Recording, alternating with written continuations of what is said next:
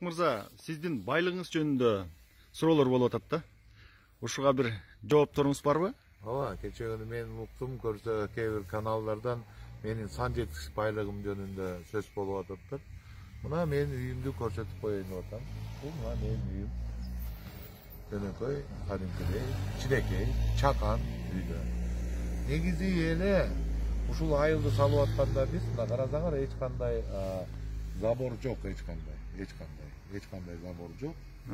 Себеп дегенде биз чогулуп алып мынтип чечишкенбиз. Кел ушул заборго кеткен акчаны бир бөлүгүн асфальтка жумшайлы, Жол салалы. бир бөлүгүн жол салалы, бир бөлүгүн электричествого жумшайлы, бир бөлүгүн сууга жумшайлы.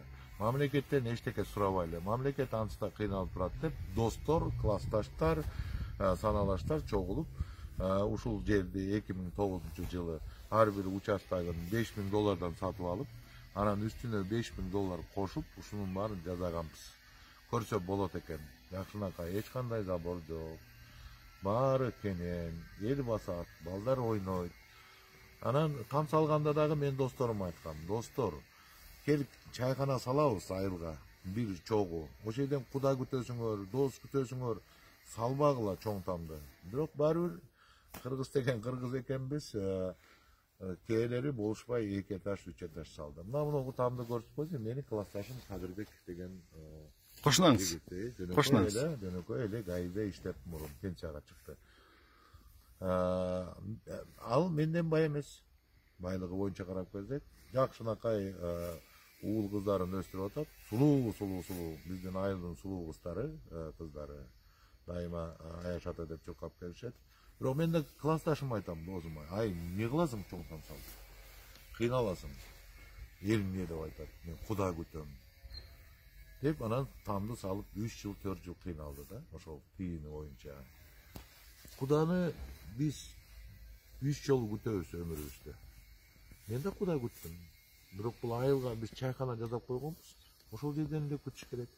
Биз куда деп чоң залды салып алып туруп, өмүрүбүздө ал залга кирбейбиз дагы. Анан куданы өмүрүбүздө 2 жолу, 3 жолу күтөбүз. Ошон үчүн ушундай чоң там салыш керекпи? Мен оюмча жок. Бул ысырапкерчилик мен оюмча. Бул туура эмес. Бул биздин психология. Эл эмне дейт? Элге мен чоң там салыш керек. Мына карагыла, бул тамдын керек болсо фундамент да жок. Тоолуу жерге фундамент салып эмне кереги бар? Кургак жерге бийик салып эмне кереги бар? Чакан, жылуу, кышында дагы болгону 4000–5000 сом кетет. Жылытууга. Биз өзүбүздү эконом кылбай жатпайбызбы? Өзүбүз бир чаржайт иштерди жасап атпайбызбы? Акчаңыз болсо, билимге жумшагыла.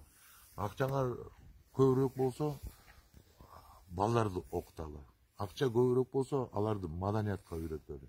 Акча көбүрөөк болсо, алар эл жерди кыдырсын. Анан өзлөрүнө чыгаан мыкты кругозору бийик болгон балдар өсүп чыгат. Акчаны тамга жумшабагыла. Ал там баары бир эскерет. Биз ойлойбуз, биз салган тамга бала чакабыз жашайт деп. Бала чакабыз жашабайт биз салган тамга. Алар өзлөрүнүн жаңы башка технология менен салган тамдарында жашайт. Сиздин салган тамгы сиз өзүңүз эле жашайсыз. Мына ушундай.